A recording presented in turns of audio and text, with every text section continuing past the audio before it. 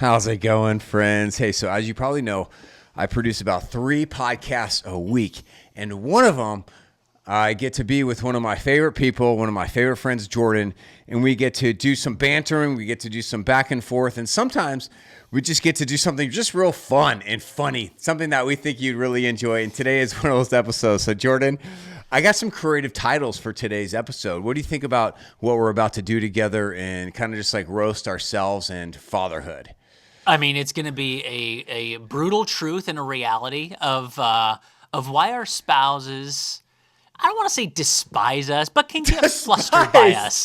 They get flustered. They get flustered. They get annoyed. Right. They eye roll. They do. Get frustrated. And let's be honest, we know it. I mean, you can't be in a relationship without being honest. Be like, yeah, there are these times when I just annoy my wife, and I try to get better, but sometimes it takes me a long time to get better. I'm sorry. I know, man. I know. And you and your wife Danny, you're high school sweethearts. So how many years have you been together for?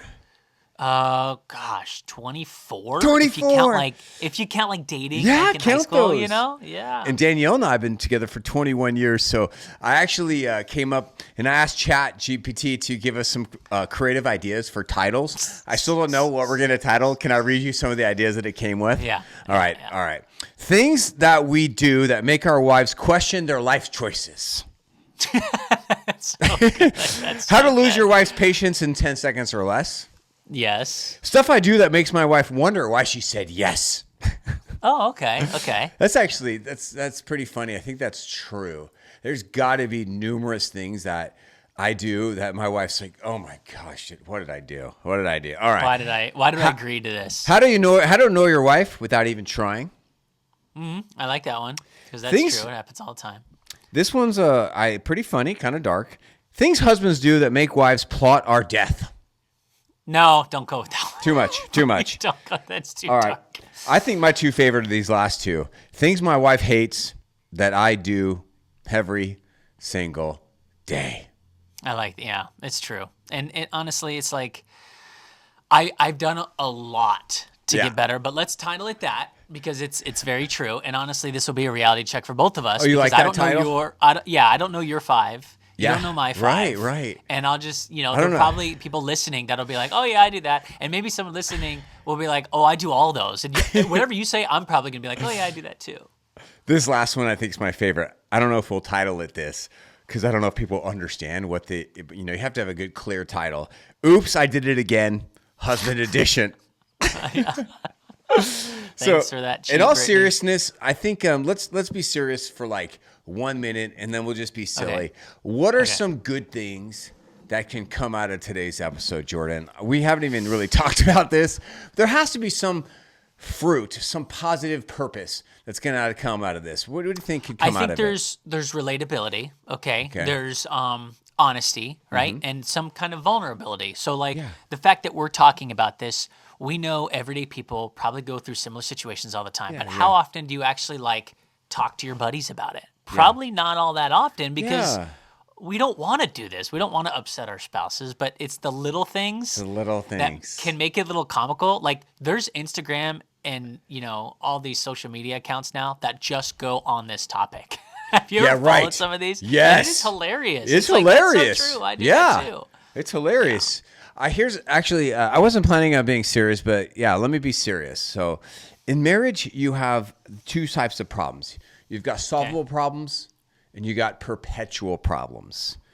And what we're going to talk about today is in the perpetual problems. Yeah, we want to solve them, but for some reason we can't. You can't. It's just personality traits. It's just the way people live. And so here's some great, I feel like this is really good marriage advice. Instead of you forcing your spouse, nagging, yelling, whining, just having negative energy, negative attitude, criticism around these things that your spouse does, instead of trying to pray every day, please change them, God.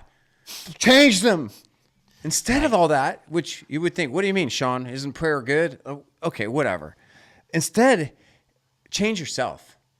And say, hey, just help me to just have a good attitude about these perpetual things. That's good. instead of praying, please change my spouse, just pray, hey, change me. Unless it's a giant thing. Unless it's a giant thing, right? Well, that's not what we're doing today. Giant things. No, I'm just saying. But some of these that I have listed can be turned into giant things. It's well said. They start out small, and then they can turn into serious. I really think that was really important you said that, because I was kind of minimizing some of these things, but these can actually all be giant things.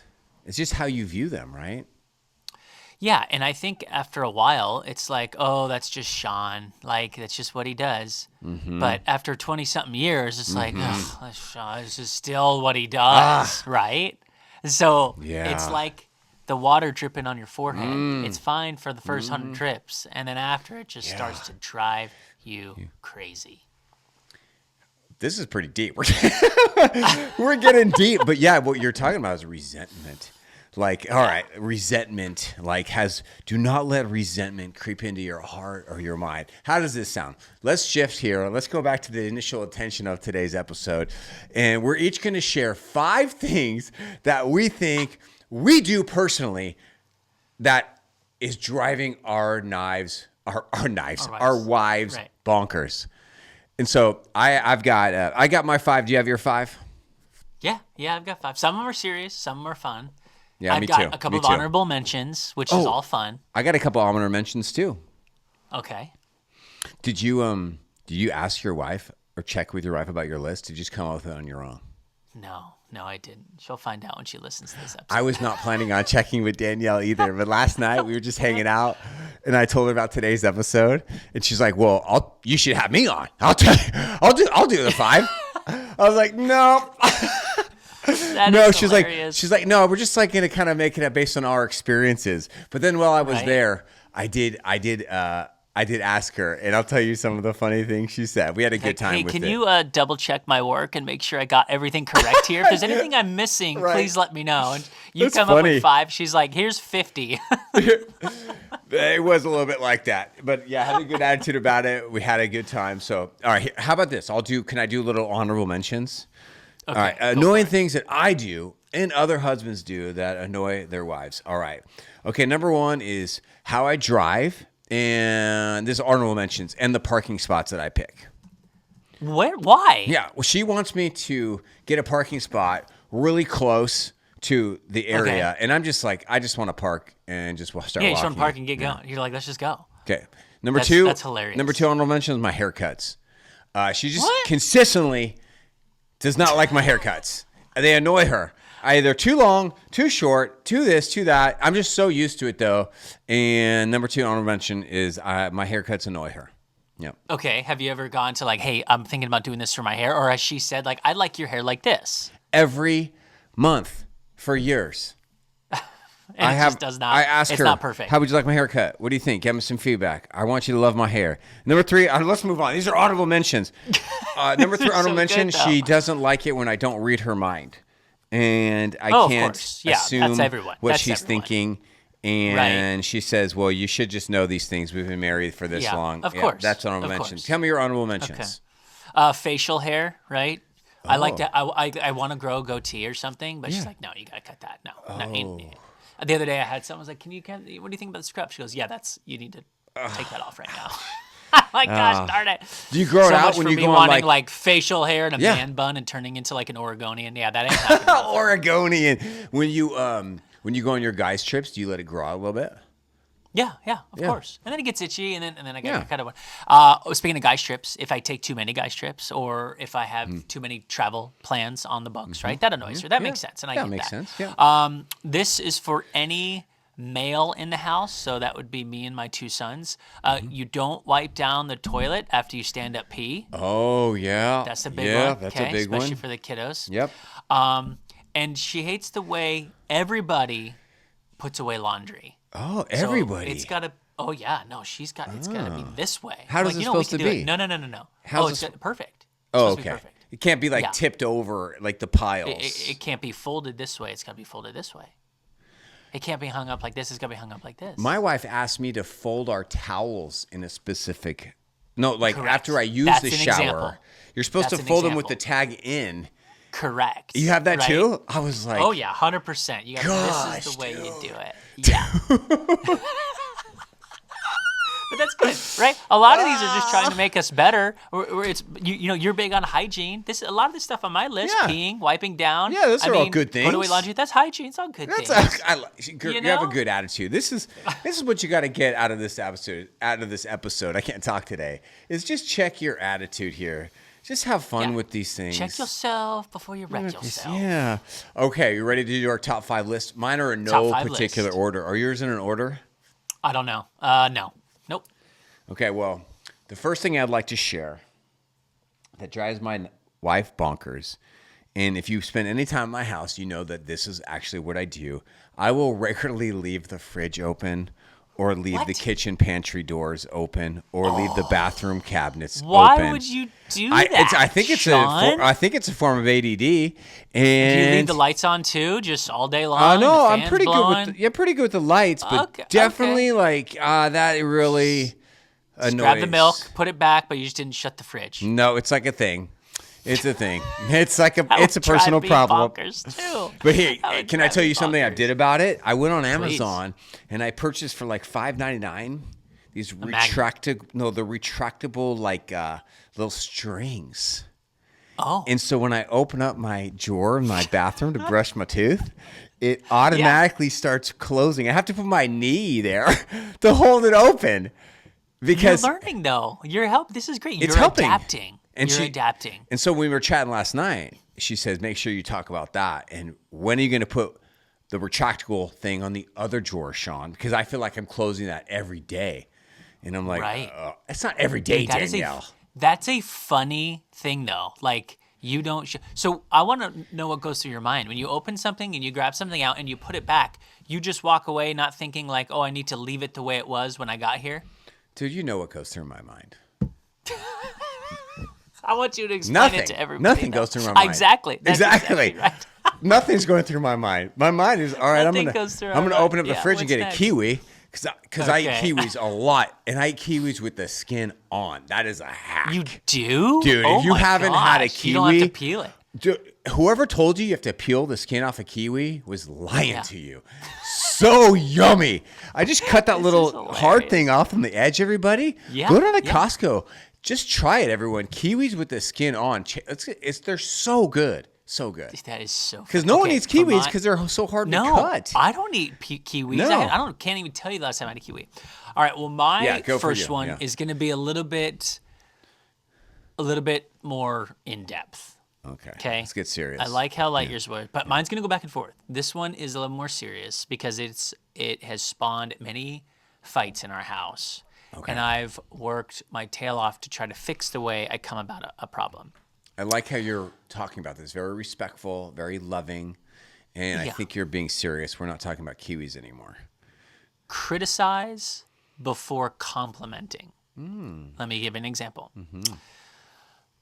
Let's say I'm at work all day. It's a hard day. We got a lot going on. I get home. I'm exhausted. I'm hungry. Mm-hmm. Let's say the kitchen's dirty. Okay. Or the house isn't tidy. These are simple, dumb things. And I'm like, those are not dumb. Those are important things to you. You didn't get a chance to X, Y, or Z. Oh, okay.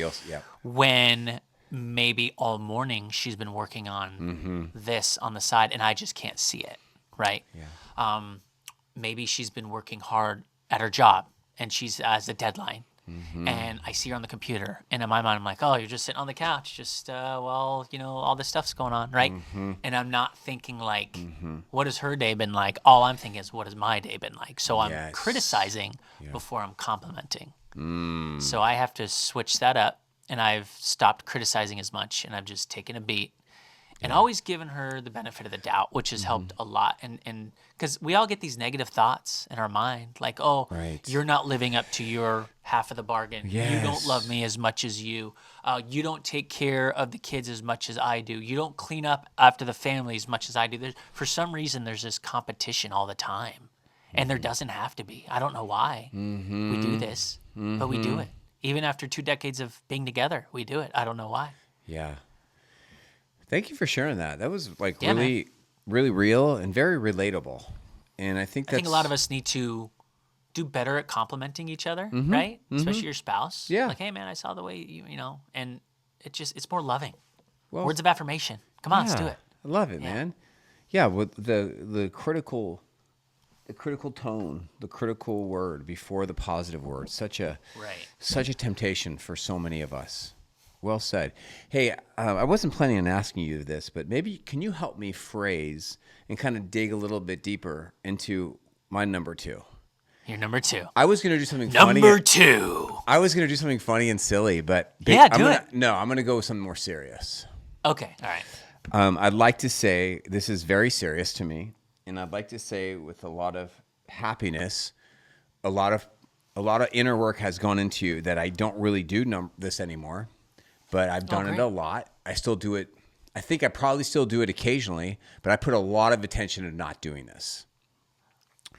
So something that I have done that really annoyed and hurt my wife is that I will kind of like psychoanalyze her, and I will use psychobabble language to like talk about her, talk about, how she's talking to me, overanalyze situations, and use words that and type of like a vocabulary that just really annoys her.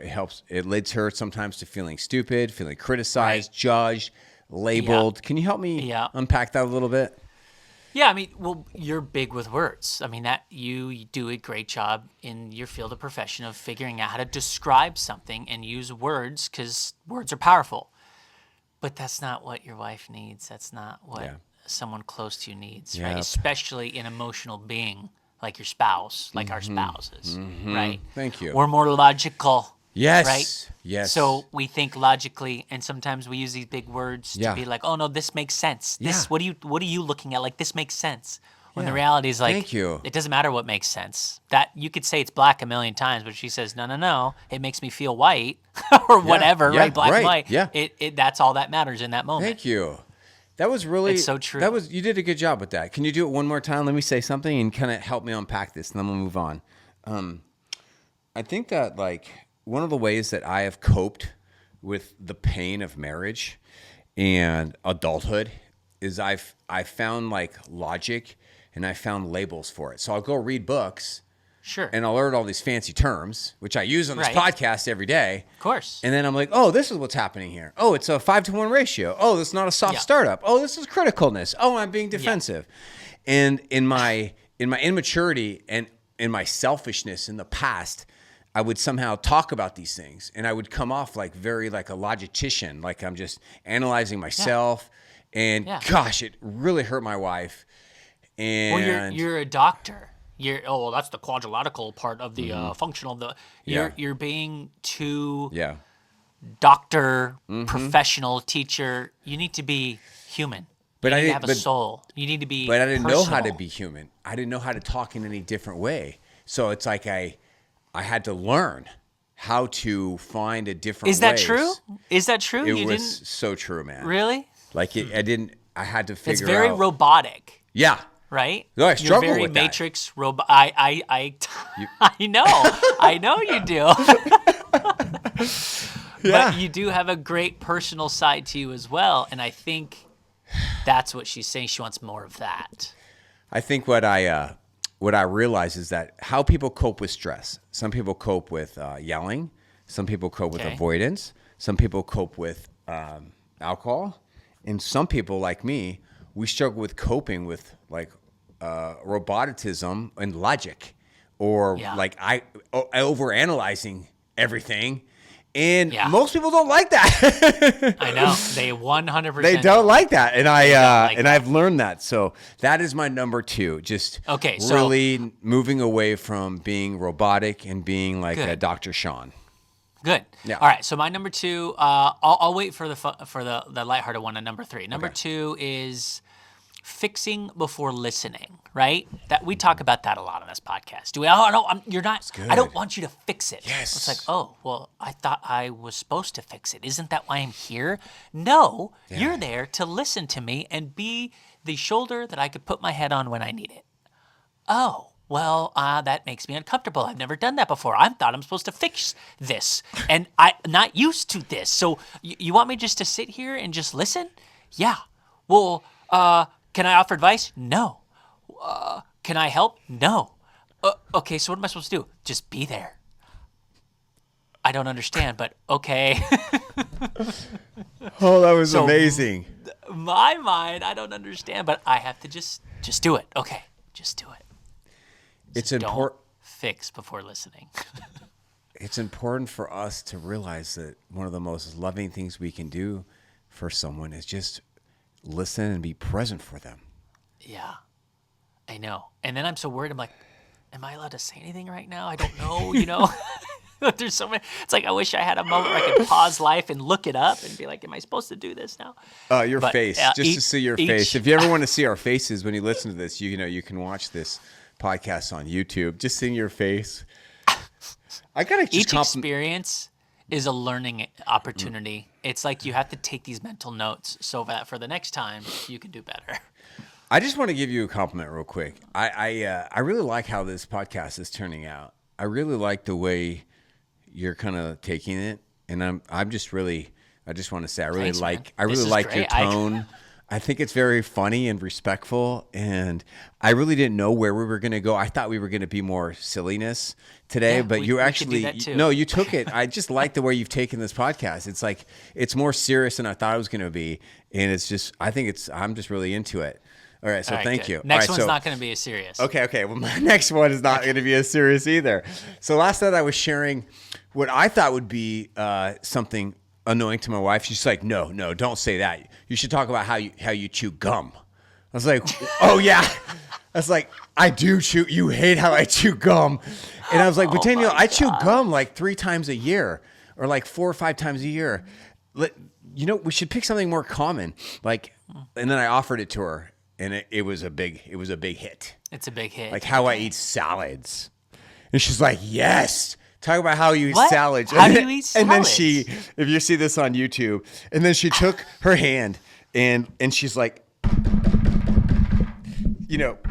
jabbing. Yeah. See, that's how I eat salads. I jab the fork into the salad into hard, the lettuce over and over. And I was like, yeah, that is pretty, because I eat a lot of salad. So that's a good point. So I thought it was going to be the way you were chewing it. No, this is actually the way you're putting it in your mouth. You should maybe start by using a spoon so you can just scoop it. I don't want to do. Come on, man. I'm 47. I'm not trying to change how I eat salads for anyone. Dude, but I am trying to be more respectful salad eater. So that really. How about this one? Yeah. How about this one? This will top this one. Yours. My number 3 is falling asleep too fast. Oh. It's like she gets annoyed at how fast I can go to sleep because I'm so tired. She'll be like, literally, we were just talking about this, and then all of a sudden I hear. I'm like, how do you keep falling asleep so fast? Oh my gosh. It drives her bonkers. So while you're talking, it's not while you're talking with her. It's just like you're trying to go to bed. Oh, there's times. Oh, I'm sure. Yeah. Like trying to, and I'm so tired. I just drift off. But rarely is it when we're talking, but it's like right when we go silent and you say goodnight. Mm-hmm. Once I say goodnight, 30 seconds, boom, I can be out. Dude, that's a gift. But also that's like being married to a meteorologist. Like you can't do your job unless you were good at sleeping and controlling your sleep. You know what I mean? That would be tough to be a meteorologist and like not do well with sleep. Like you'd be a hot mess, you know? I've got people I work with, and it's any shift worker, right? So if you're a shift worker, we know how difficult it can be when your body is up at a not opportune time. You're having to take melatonin, you're taking NyQuil, Advil PM. I mean, it's not good for us to do all this stuff, but it's like, we have to sleep. And the hard part is our bodies aren't meant to sleep when the sun's out, but sometimes we have to. Right. Hey, let me get your opinion on something. So I just saw something on social media about this topic.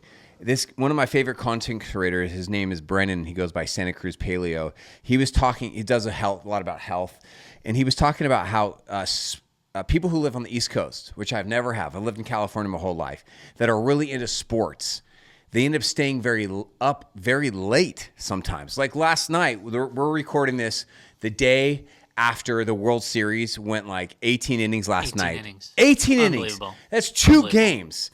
Yeah. And it was won by a walk-off home run by the Dodgers player. It has to be one of the best games of all time. But if you're on the East Coast, that game ended at what time? 2 in the morning? 3 in the morning? 2 in the morning. Some of my colleagues were going to work and it was still on. So have you noticed with some friends or colleagues, people that are hardcore sports fans, have you noticed that they stay up very late and that actually impacts their sleep? Is that like a thing on the East Coast? Yeah, and it's hard on the East Coast because we're 3 hours later. Sports viewing is so much better on the West Coast because of the time. Here, games don't start sometimes till 8 p.m., 9 p.m., Monday Night Football. There's some college games sometimes don't start till 10 or later. Yeah, because they start 7 o'clock here on the West Coast. Wow. It's so late. So you just have to, if you're a crazy sports fan, some people stay up for it, but it 100% impacts you. I have to turn it off. And I'm a Charger fan, so I watch stuff out West, and I have to be like, well, got to go to bed. Hopefully I wake up and they did something good. It's kind of a bummer, but you got it. Your sleep is so important. Interesting. It is. It's more important than sports, but easier said than done. Sports are fun. Sure. Okay, I got 2 more. Is it your turn or mine? Yours. Okay, Number 4. Okay, mine is mine's kind of funny and kind of serious at the same time. So sometimes I'm really trying to. Here I am with my wife. We're talking about something pretty serious, or I'm listening to her talk about, some struggles she's having with some friends, some girl drama, or some work problems, and she'll like look at me, and she'll be like, "So, do you have anything to say about that?" And I'll be like, no, you're not supposed to. Be like, no, I'm just here for you. And I'm just trying to focus on listening. And sometimes I don't know what to say. I don't have anything to say. I got nothing in there. I know. So I'll say to her, I don't know what to say. And man, that bothers her. That bothers her, dude. I know. Well, I've had the conversation before. It's like, I've literally had to say like, I want to be your person, but I'm not your person for this. Oh, that's good. I'm sorry. I can't. Because I don't know what to do, and then now you're mad at me. And I feel bad because, your spouse ultimately wants to have this conversation with their spouse, but sometimes that's not the best person. That's a really high EQ saying. I've been saying that to my wife in a different way. I've been saying to her look, I don't know what to say when it comes to talking about this stuff you have with your friends or girl drama. Yeah. Or your work, sometimes she works with friends too. I don't know. I want to support you in it.